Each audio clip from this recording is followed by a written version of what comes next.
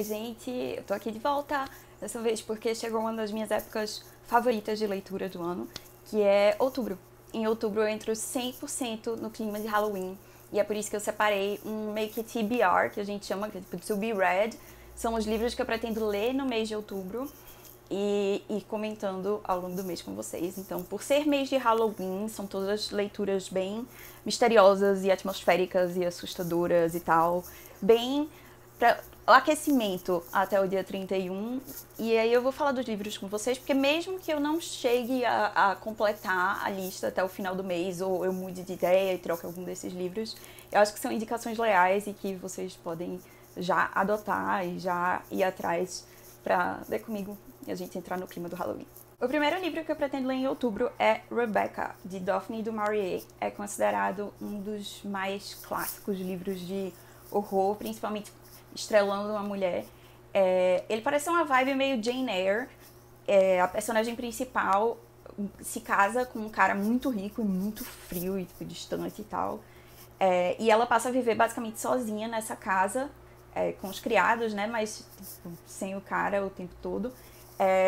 E é uma casa bem estranha, bem assustadora e meio que muito marcada pela presença da esposa anterior dele, que morreu. E aí mistérios e fantasmas, não fantasmas, o que exatamente está acontecendo. A premissa me lembra bastante de Jane Eyre, né? Eu não sei se é nessa vibe que as coisas vão se desenrolar. Mas parece bem interessante. Ele foi escrito em 1940, eu acho, 38, alguma coisa assim.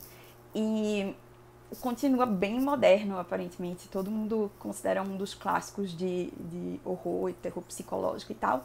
Então, vamos ver. O segundo livro é Verdades do Além-Túmulo, de Caitlin Doughty. Eu acho que é assim que se lê o nome dela. Esse livro é da mesma autora de um outro livro que a gente tem aqui em casa, que é Confissões de um Crematório. Essa autora trabalha num crematório e ela escreve muito e faz vídeos e tal, fala muito sobre o tema da morte e sobre como as pessoas lidam com morte, culturas diferentes lidam com morte e tal. Ela tenta desmistificar um bocado o que acontece com o corpo depois do óbito e tudo mais. Esse livro é baseado em perguntas de crianças. Crianças fazem perguntas sobre a morte para ela. O título em inglês é tipo: O meu gato vai comer os meus olhos quando eu morrer. E ela basicamente dá respostas curtas e divertidas para as perguntas das crianças, mas ainda assim é informativo. Eu acho a capa simplesmente tudo. A edição da Dark Side, né, como sempre, impecável. E é isso, eu tô bem curiosa para saber qual é a desse livro. Minha irmã leu Confissões de um Crematório e adorou. E aí eu acho que eu vou começar por esse. De repente, se eu terminar esse aqui e ficar mais tempo no mês pra engrenar um outro de não ficção, sobrar um tempinho, talvez eu possa engrenar Confissões de um Crematório. Não sei, tem um bocado de coisa de tipo serial killer e mortes e tudo mais por aqui, assim, nessa área, sabe? A gente curte uns temas meio macabros aqui em casa. E aí, eu não sei, pode ser que esse vídeo mude totalmente de cara daqui pro final do mês. Pode ser que eu não leia nada que tá aqui, mas assim, essa é a ideia. Eu pretendo ler todos esses livros. Esse aqui é o terceiro da coleção de Victoria Schwab, é uma coleção chamada City of Ghosts, eu acho o primeiro.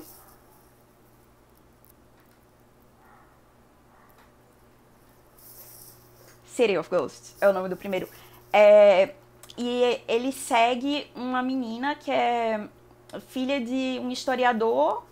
Eu acho que ele é um historiador e ela é uma escritora, ou o contrário. E basicamente os pais dela têm um programa de TV em que eles vão para as cidades mais mal assombradas do mundo e contam as histórias dos fantasmas e tal. Só que tem um pequeno detalhe, que é o fato de que a personagem principal consegue ver fantasmas. Então o que para os pais dela é simplesmente um trabalho legal e divertido e inusitado, para ela é um inferno. É super legal, eu li os 2 primeiros livros dessa coleção. Inclusive o primeiro saiu faz pouco tempo aqui no Brasil.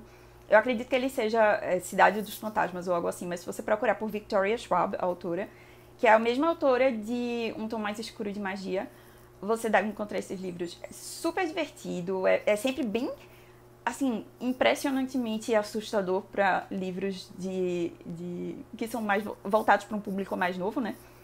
Mas Victoria Schwab não consegue escrever nada que não seja incrível. E eu tava esperando, assim, ansiosamente pelo terceiro livro da série. Esse é um que eu com certeza vou ler esse mês. Próximo livro, Vitorianas Macabras, por favor. Mais uma edição perfeita da Dark Side, gente. Sem condições. Vitorianas Macabras não é de não ficção. Eles têm uns outros livros que são com títulos parecidos e capas parecidas, que são de não ficção e são sobre serial killers antigas e tal. Mas esse daqui é de contos. É uma seleção, coletânea de contos. Eu não sou tão fã de contos. Eu não costumo... Olha essa edição. Não costumo ler muito coletâneas, sabe? De short stories, né? E quando eu leio, geralmente eu só gosto de uma parte das histórias. Mas enfim. Esse parece bem legal e ele é meio que uma antologia, sabe? Ele tem um texto de introdução que parece massa também. E além disso, ele tem... cada uma das histórias é de uma autora diferente. São autoras vitorianas. Então aquela vibe bem gótica, tipo Charlotte Brontë e tal. E é isso, vamos ver, né? Eu não olhei muito a sinopse de cada conto, porque como eles são muito curtos, às vezes a sinopse entrega tudo da história. Apesar de serem histórias bem conhecidas, eu acho que não vale a pena eu tentar descobrir do que se trata cada um antes de ler. É melhor simplesmente mergulhar na história, sabe? Porque acontece bastante, principalmente com clássicos, principalmente com essas histórias mais antigas. Se você for procurar o resumo na internet, tipo, a sinopse na internet, ele pega e te conta a história inteira. Então, tipo, eu vou evitar isso por enquanto. Vai ser uma grande surpresa, vai ser tudo uma grande surpresa. E por fim, uma leitura que divide muito as opiniões das pessoas é Plain Bad Herrings, de Emily M. Danforth. Esse livro foi publicado ano passado nos Estados Unidos. Ele chegou a ficar na lista de final de ano do Goodreads, de votação, né, de melhores livros e tal, na categoria terror, se eu não me engano. E eu fiquei bem obcecada por ele recentemente. Acabei comprando uma cópia porque uma amiga pediu uma indicação de livro que parecesse com um filme noturno, de Marisha Pessl. E pra quem não leu o filme noturno, ele é a história de uma menina que morre em circunstâncias peculiares. Ela é filha de um diretor de cinema e o personagem principal vai tentar investigar o caso, tentar descobrir se realmente houve suicídio ou se a morte dela, na verdade, foi provocada por alguém ou foi causada por alguém, se ela foi assassinada. E dentro de Night Film, a gente tem vários,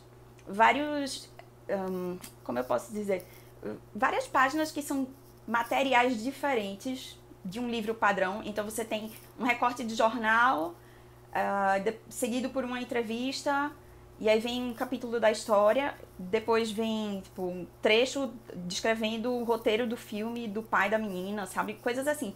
Então é um livro bem diferente, um livro que consegue usar bem esses elementos não 100% textuais, sabe? Muita coisa visual, assim, pra criar uma atmosfera bem creepy, bem pesada, bem de suspense mesmo, sabe? E aí eu tava pensando o que pode trazer essa atmosfera parecida, e eu acho que uma aposta é Plain Bad Herrings. Deixa eu te mostrar por quê. Porque o livro é cheio de ilustrações. A proposta dele é ser uma história gótica. Plain Bad Herrings quer trazer essa sensação. Ele é escrito como um romance gótico, mas ele trata de temas modernos. E as personagens principais, se eu não me engano, são duas mulheres que tipo, ficam obcecadas uma pela outra e por uma autora. E aí elas criam meio que um clube pra estudar os textos dessa autora, algo assim. Eu não tentei também entrar muito em detalhes dessa história, sabe? Pesquisar muito o que acontece, porque eu realmente acredito que em livros de suspense e terror a gente se beneficia bastante de não saber o que tá acontecendo. Mas enfim, o livro é todo ilustrado. Ele tem vários trechos com, tipo, desenhos e...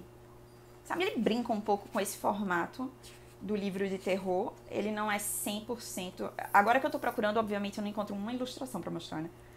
Ele não é 100% um livro de texto, sabe? Ele usa muito coisas extratextuais pra criar essa imagem de tensão e de suspense e tal. Deixa eu ver, acho que eu achei outra ilustração aqui. E aí ele é cheio desses inserts, né, que a gente chama dessas coisinhas extras que colocam no meio da história. Parece bem legal, parece bem interessante. E, tipo, pequenos detalhes que tornam o livro mais legal ainda. Fora essa edição simplesmente maravilhosa, né? Deixa eu mostrar, assim, a luva pra vocês. Olha pra isso. Tudo. Ele tem reviews bem divididas no Goodreads. Tem gente que achou, tipo, muito incrível, imersivo, maravilhoso. E tem gente que se decepcionou, que esperava mais. Então, não sei. O que eu acho interessante é que a maioria das reviews não fica em 3 estrelas. Ou a galera dá 5 ou a galera dá 1. E esse é o meu tipo de livro. Eu costumo gostar de livros que outras pessoas odeiam e eu costumo não gostar de livros que outras pessoas amam. Então, pode acontecer tudo com esse livro, mas a julgar pelas reviews, eu acho que ele vai ser bem o tipo de livro que eu curto e vai suprir esse buraquinho no meu coração que ficou depois que eu terminei Filme Noturno. Então é isso, eu achava que eu ia falar rápido sobre cada um desses livros, mas eu não falei rápido porque eu sou incapaz de falar rápido, porque eu falo muito, eu gosto de falar, né? Palavras. Eu gosto muito de falar. Mas enfim, esses são os livros que eu pretendo ler no mês de outubro. Vamos ver se eu vou ler todos esses livros. Eu tenho alguns livros extra que eu tô sondando, assim, que pode ser que eu encaixe. Por exemplo, no Kindle, eu gosto de ler à noite no Kindle, e aí pode ser que eu simplesmente pegue um suspense recente de 2021 e encaixe aqui. É isso, gente. Se eu for lendo ao longo do mês, vocês vão descobrir, porque eu vou sair fazendo reviews individuais de cada um desses livros. Espero que vocês tenham descoberto uma boa leitura aqui no meio. Se vocês decidirem ler alguma coisa comigo ao longo do mês de outubro, eu fico muito feliz de saber que eu estou ajudando alguém a encontrar um bom livro. E é isso, até a próxima.